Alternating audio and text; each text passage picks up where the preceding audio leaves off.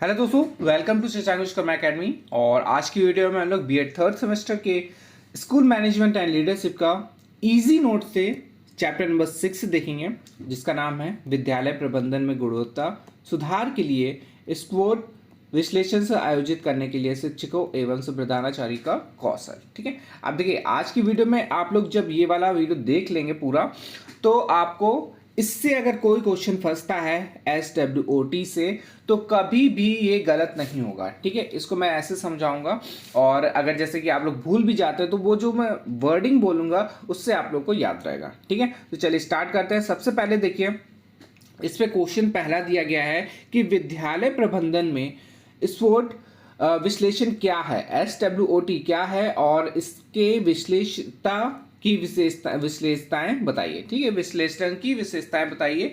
तो क्या है ये, क्यों यूज करा जाता है। ठीक है, तो ये सारी चीज इस वाले वीडियो में हम लोग जानेंगे।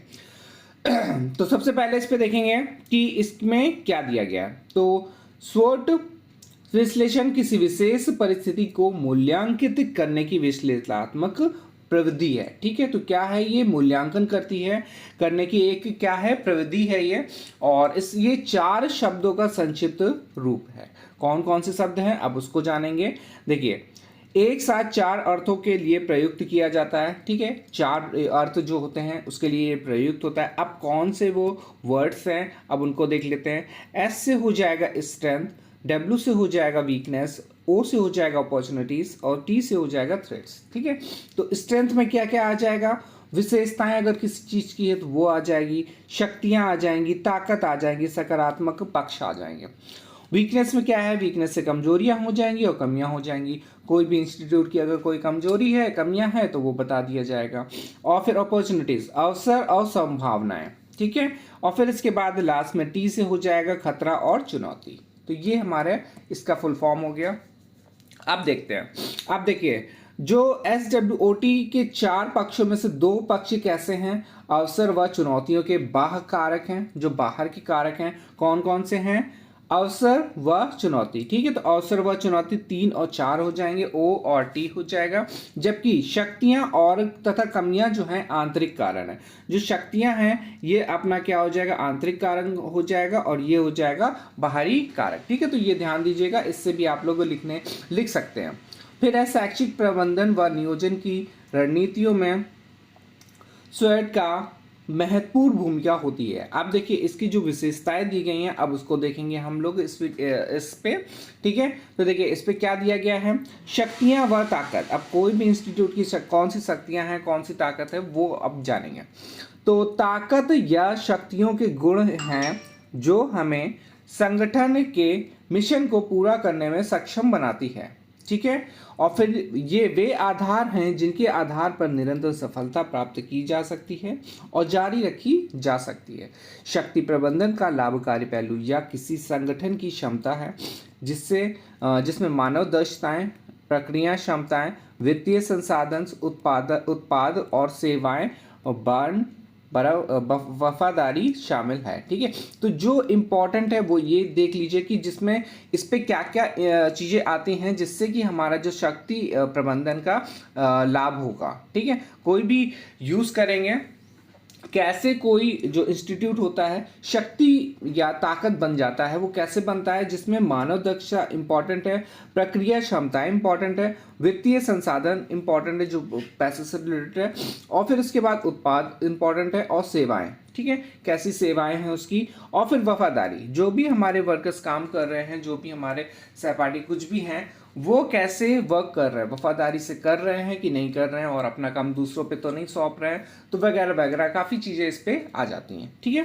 फिर सेकंड इस पे दिया गया है कमजोरियां। अब क्या क्या कमजोरियां हैं उनको देखेंगे।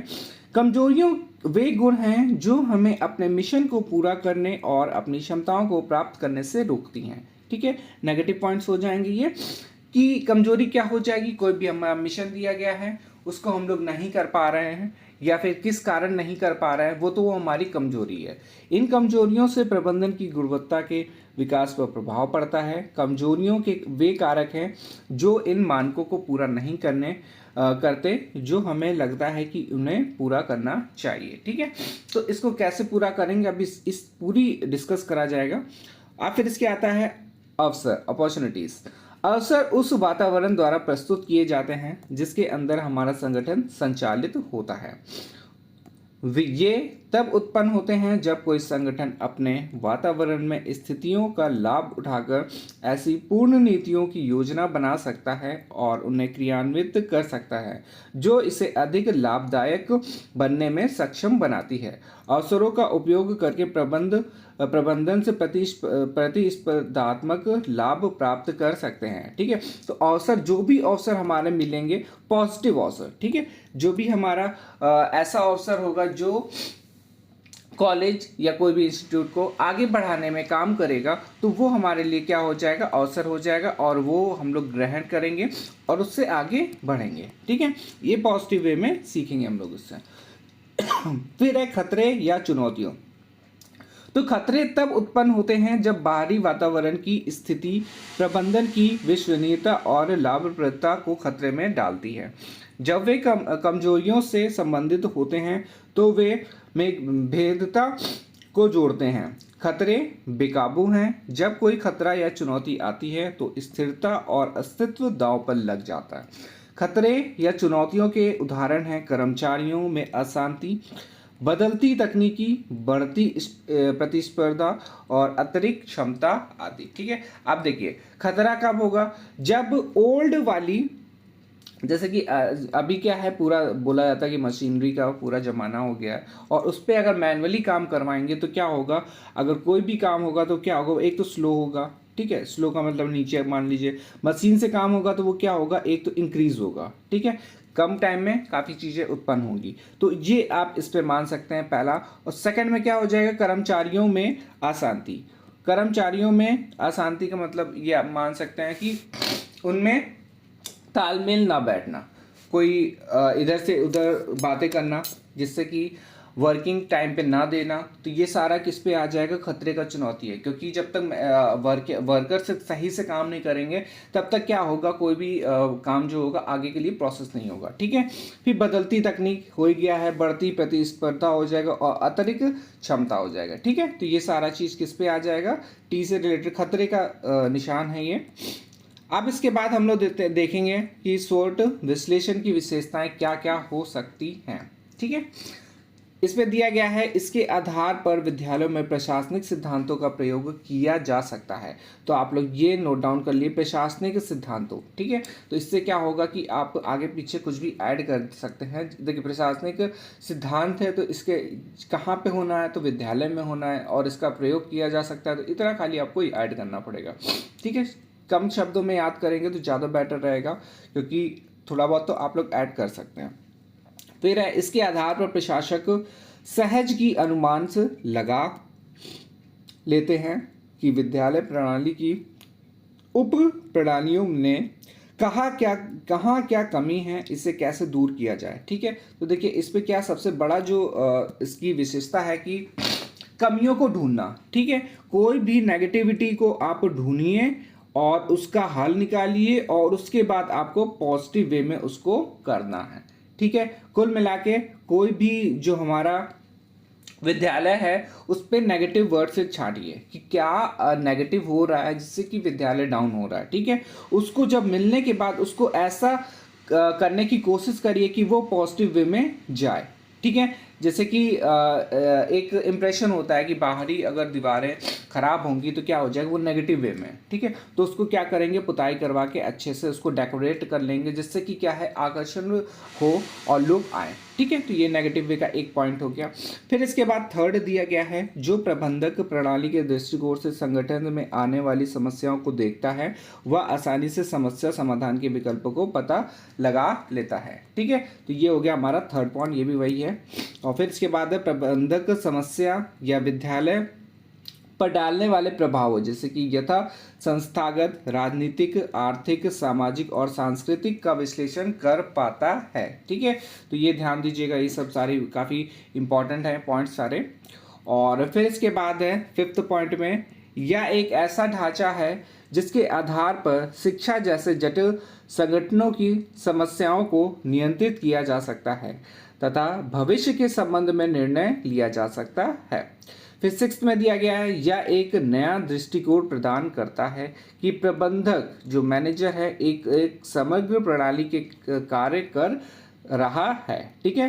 फिर 7 में दिया गया है, यह पूर्व प्रबंधक नौकरशाही मान्यताओं के विपरीत विद्यालय संगठन को एक गतिमान, परस्पर क्रियापूर्ण व तर्क संगत व्यापक प्रणाली मान कर चलता है। ठीक है, ये हमारा 7th पॉइंट हो गया।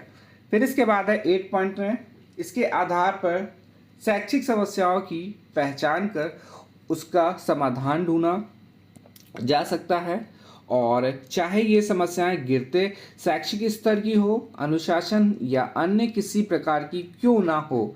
यही कारण है कि उनके विद्वानों तथा कूट्स और ओडोनेल 1976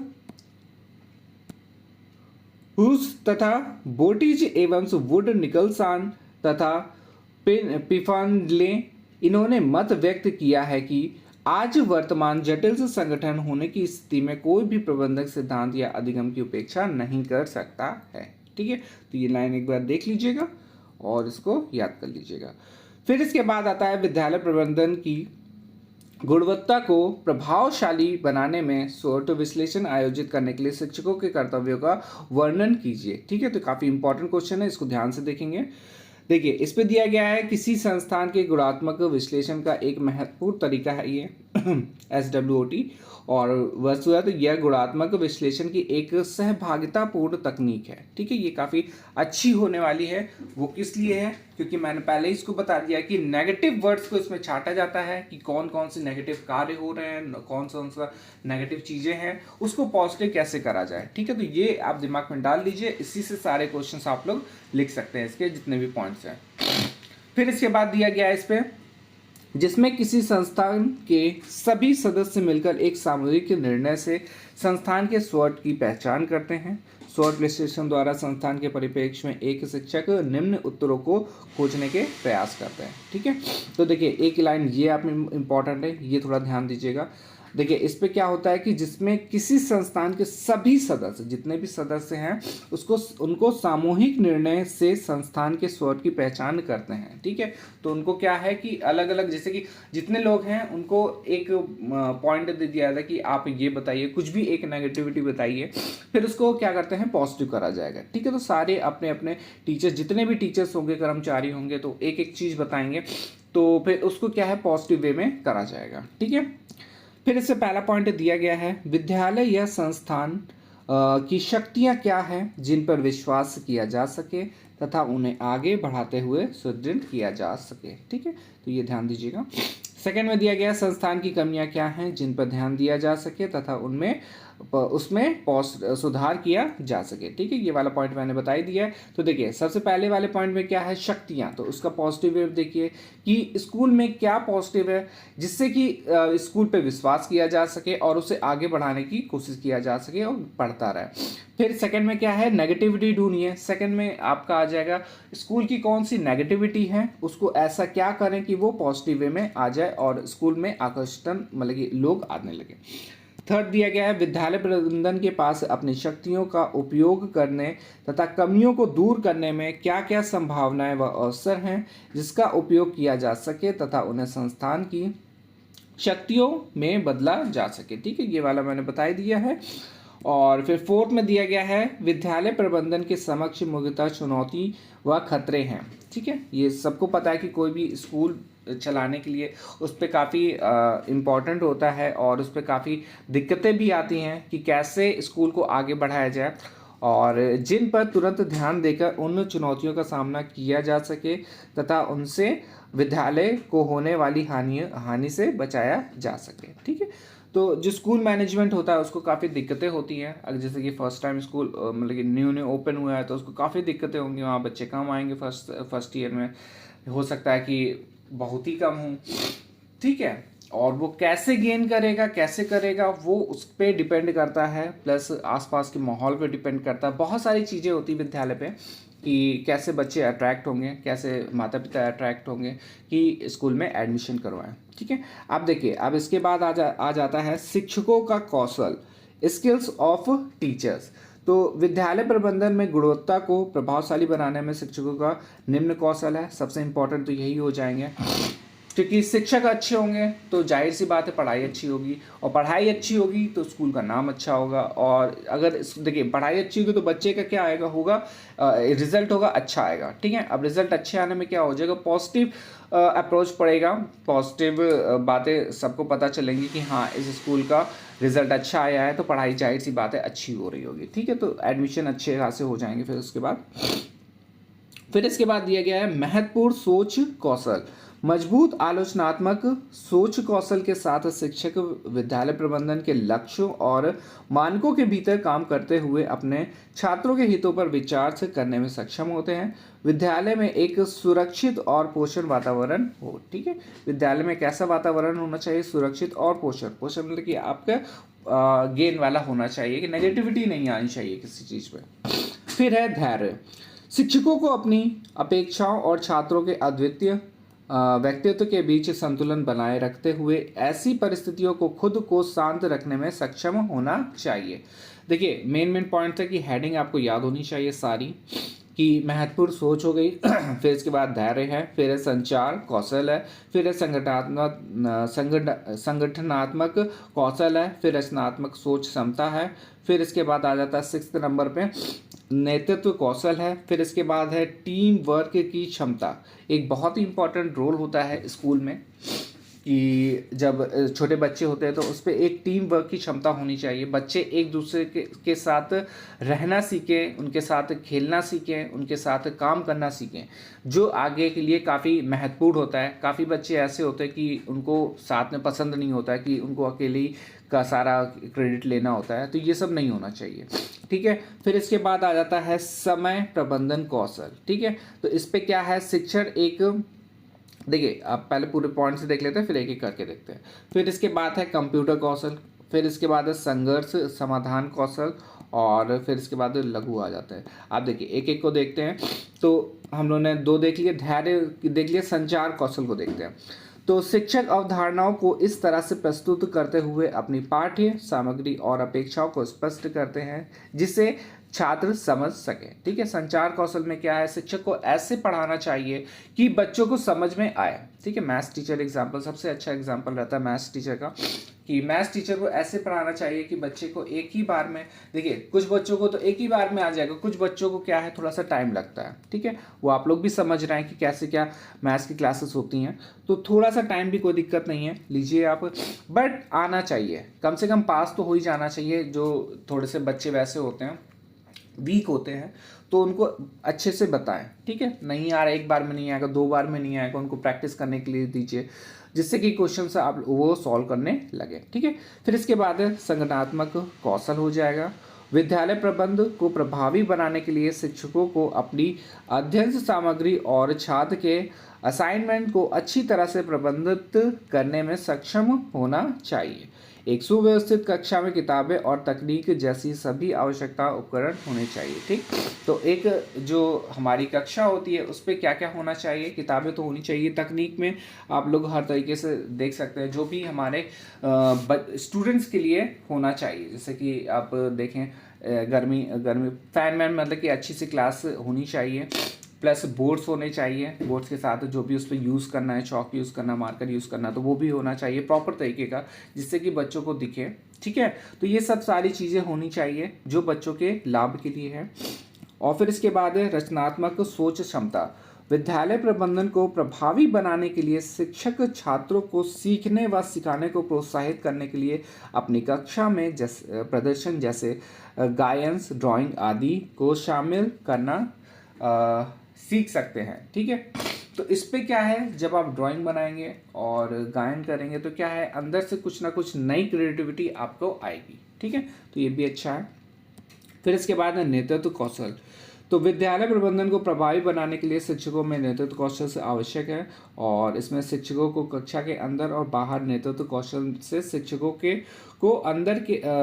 कक्षा के अंदर और बाहर नेतृत्व कौशल का अभ्यास करने की आवश्यकता है। ठीक है, और फिर इसके बाद है टीम वर्क। बता ही दिया टीम वर्क में क्या है, छात्रों के लिए सर्वोत्तम पाठ्यक्रम है और कक्षा अभ्यासों के साथ आने के लिए शिक्षकों की बैठकें होती हैं।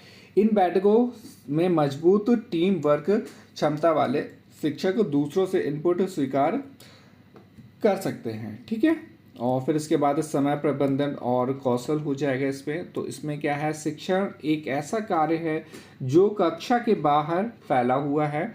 शिक्षकों को पाठ, ग्रेड पेपर की योजना बनाने और कभी कभी कक्षा सामग्री की खरीदारी करने के लिए सप्ताहांत की आवश्यकता होती है। एक स्वस्थ कार्य जीवन संतुलन बनाए रखने के लिए आपको अच्छे समय प्रबंधन कौशल से विकसित करने की आवश्यकता होगी। ठीक है, तो ये ज़्यादा टफ नहीं है, आराम से आप लोग देख सकते हैं। आप देखिए, सबसे जो इम्पोर्टेंट इस टाइम है वो क्या है, कंप्यूटर कौशल। जैसे जैसे कक्षा प्रौद्योगिकी को शामिल हो रही हैं, वैसे वैसे शिक्षकों के लिए कंप्यूटर कौशल से अधिक महत्वपूर्ण होते जा रहे हैं। शिक्षकों को विद्यालय प्रबंधन को प्रभावी बनाने के लिए कंप्यूटर कौशल के क्षेत्र में तकनीकी प्रगति पर अद्यतन रहने पर प्रयास करना चाहिए। ठीक है, तो कंप्यूटर कौशल इस टाइम का सबसे इम्पोर्टेंट पॉइंट से बन गया है कि बच्चों को कंप्यूटर नॉलेज भी होनी चाहिए, क्योंकि आगे का क्या है, कंप्यूटर वाला ज़माना हो गया है, ये आप लोग देख ही रहे हैं। फिर इसके बाद है 10th पॉइंट में संघर्ष समाधान कौशल। विद्यालय प्रबंधन को प्रभावी बनाने के लिए शिक्षकों में हर संघर्ष को सकारात्मक रूप में देखने का प्रयास करें और सुनिश्चित करें कि चर्चा बहस ना बदले। ठीक है, और छात्रों को संघर्ष के समय में भी अपने साथियों के लिए अपने सम्मान पैदा करना सीखना चाहिए। ठीक है, अब देखिए काफ़ी ये वाली लाइन थोड़ा सा ध्यान दीजिएगा, है तो वैसे सिंपल बट बहुत ही कुछ कह जाती है ये लाइन। तो इस पे क्या दिया गया है कि साथियों के लिए अपने सम्मान पैदा करना सीखना चाहिए। ठीक है, ईर्ष्या नहीं करनी चाहिए और सम्मान करें। जैसे कि हमारे कुछ फ्रेंड्स होते हैं, कुछ क्या है, ज़्यादातर तो अच्छे होते हैं, बट एक दो ऐसे आपके मिल ही जाएंगे कि वो क्या है कि सम्मान नहीं करते किसी का, चाहे वो छोटा हो, चाहे बड़ा हो, चाहे टीचर हो, का कुछ भी हो। तो वो क्या है, अलग ही से समझ में आ जाता है कि उनकी बातों से समझ में आ जाएगा, उनके नेचर से समझ में आ जाएगा कि ये ठीक नहीं है। ठीक है, तो इसको छोड़िए, आगे देखते हैं हम लोग। अब देखिए यहाँ से कुछ शॉर्ट वाले क्वेश्चन हैं, उनको देख लेते हैं, फिर इसको ख़त्म करते हैं वीडियो को। ठीक है, तो अब देखिए इस पर तो काफ़ी चीज़ें आप लोगों ने पढ़ ही लिया, तो इसका क्या है विश्लेषण, लाभ समझिए क्या क्या लाभ हो सकता है। लघु को उत्तरी वाले प्रश्न है, कितना आपको लिखना है। तो इसमें क्या है कि ये SWOT जो है एक विश्लेषण रणनीति है, निर्माण एवं विद्यालय प्रबंधन को प्रभावी बनाने में महत्वपूर्ण भूमिका निभाता है। यह एक मजबूत उपकरण है। सफल विद्यालय प्रबंधन अपनी ताकत का निर्माण करते हैं, अपनी कमजोरियों को ठीक करते हैं, ठीक करते हैं और आंतरिक कमजोरियों और बाहरी खतरों से बचाते हैं। वे अपने समग्र प्रबंधकीय वातावरण पर नजर रखते हैं और स्पर्धियों की तुलना में नए अवसरों को तेजी से पहचानते हैं। ठीक है, तो ये हमारे कुछ पॉइंट्स दिए गए हैं, इसको एक बार रिवाइज कर लीजिए क्योंकि सारे पॉइंट्स पीछे ही वाले हैं।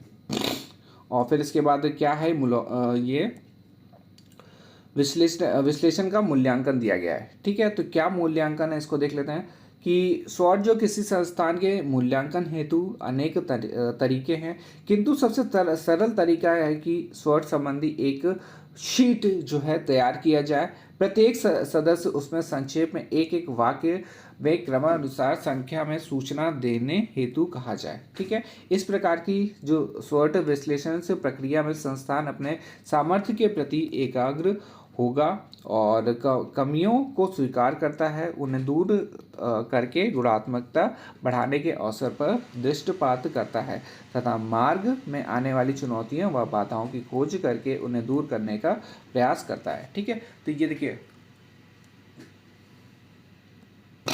इसको कैसे समझेंगे कि ये जो एक तकनीक है, इस पे क्या है, एक सीट तैयार करी जाएगी, ठीक है, ये हो गई सीट, और इस पे क्या है, सभी लोग एक एक अपनी लाइन लिखेंगे, ठीक।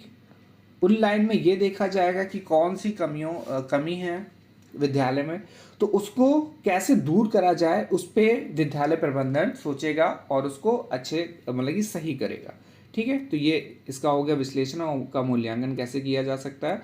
और फिर इसके बाद देखिए ये SWOT विश्लेषण के रूप या प्रकार बताने हैं। तो देखिए सबसे पहले कि फ्रेजर ने 1997 का मानना है कि जब शिक्षण संस्थाओं का मूल्यांकन संपूर्ण गुणवत्ता के संदर्भ में किया जाता है, तब मूलभूत रूप से केंद्र का बिंदु क्या होता है, कौन होते हैं, छात्र होते हैं, ठीक है।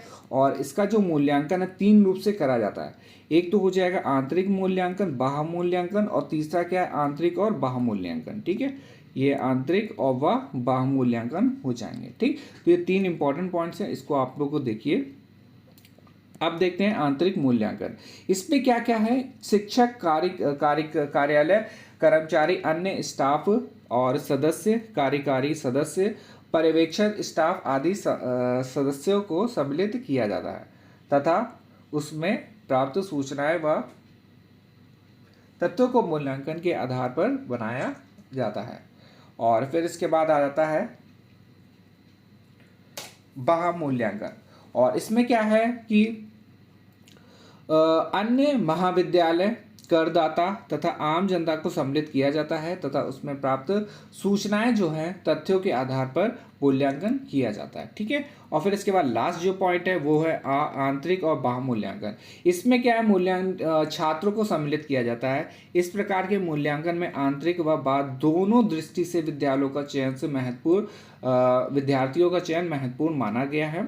आंतरिक रूप उसमें विद्यार्थियों को सम्मिलित किया जाता है और जो उस समय पढ़ रहे होते हैं, देखिए एक तो प्रेजेंट वाले हो जाएंगे और वे स्थिति की जानकारी प्रदान करते हैं, तथा बाहर रूप से वे विद्यार्थी होते हैं जो भविष्य में उस संस्थान में पढ़ने के लिए आने वाले हैं, ठीक है। तो दोनों का यूज होगा, प्रेजेंट वालों का भी होगा और फ्यूचर वालों का भी होगा। ऐसे विद्यार्थियों में उस संस्थान की ख्याति, प्रतिष्ठा, आलोचना आदि के बारे में सूचना प्राप्त की जाती है, ठीक है। और फिर लास्ट में दिया गया उपर्युक्त दोनों प्रकार के मूल्यांकन आंतरिक और बाह्य छात्रों की सूची बनाकर चयन करने द्वारा इसको उत्तर ज्ञात करके हम अपने विद्यालय प्रबंधन के या संस्थान का मूल्यांकन कर सकते हैं, ठीक है। तो ये हमारा एक बहुत ही इंपॉर्टेंट टॉपिक है और इससे कंफर्म है कि क्वेश्चंस आपको पूछे ही जाएंगे।